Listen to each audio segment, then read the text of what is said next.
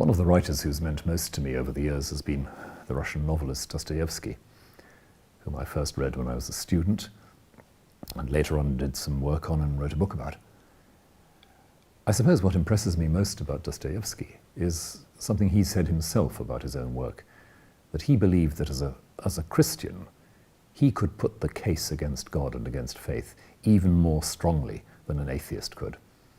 And in his last and probably his greatest work, The Brothers Karamazov, he quite deliberately sets out to show that being a Christian doesn't mean you have to close your eyes to the horrors and outrages of the world.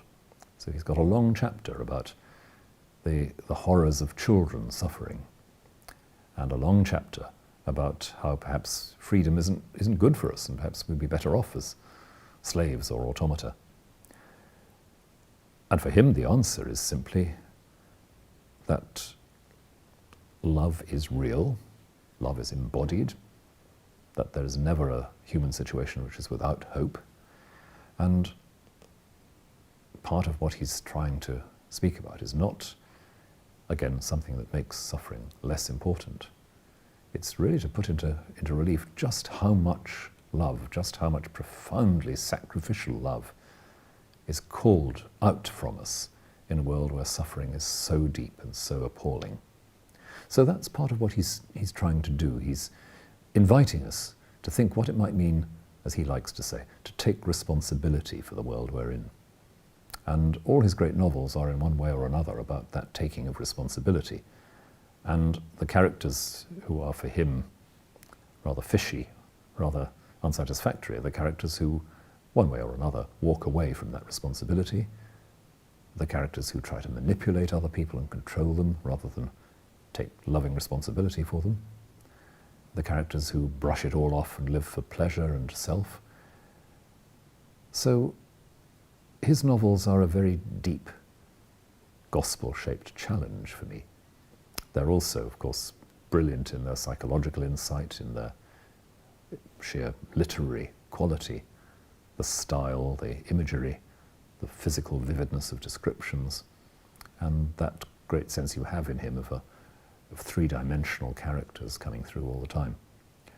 It's been a very important part of my own exploration as a theologian, as a Christian teacher, to go on engaging with those stories and find myself again and again rediscovering some very, very basic things about Christian faith. Dostoevsky was, of course, a Russian Orthodox Christian, and part of his inheritance as a Russian Christian was, I think, a quite strong sense of how God comes through to us, not as commanding, overriding, dominating, but always in humility, always in the disguise of the humblest. It's a theme that comes again and again in Russian literature, especially in the 19th century, but also the 20th, that you may expect to find God in humble form, in the faces and the lives of the poorest and the excluded.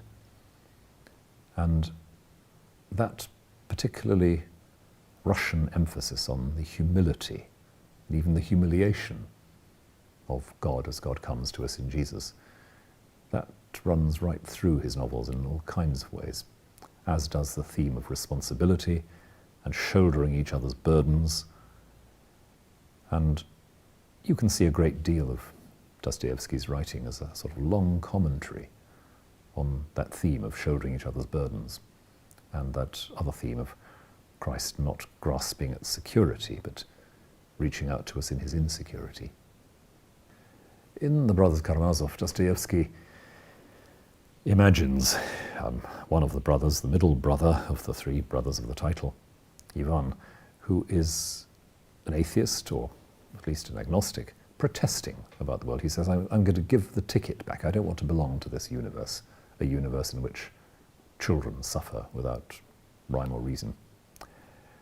And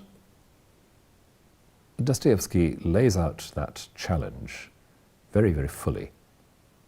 And the only answer that's given is, well, there are perhaps two answers that are given.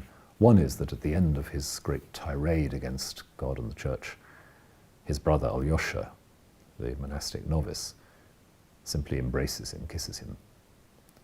The other answer is what happens with the eldest brother, Mitya, later in the book, where Mitya, accused of a murder he didn't commit, accepts the guilt for the murder because he feels that he has got to take responsibility for a world in which evil happens, and that utterly generous and sacrificial act of taking the blame is his way of doing something for a world of injustice. So the answers given to the great protests that Ivan enters, and the chapter in which these are described is called Rebellion in the novel. The answer is in the narratives. It's in what actually happens, what people grow into as they evolve in the course of the novel. It would be a very different novel if at the end of that chapter on rebellion, Alyosha or another character said, well, let me explain to you, it's this, this, and this, and that's it, because you then have another 450 pages or so without very much happening.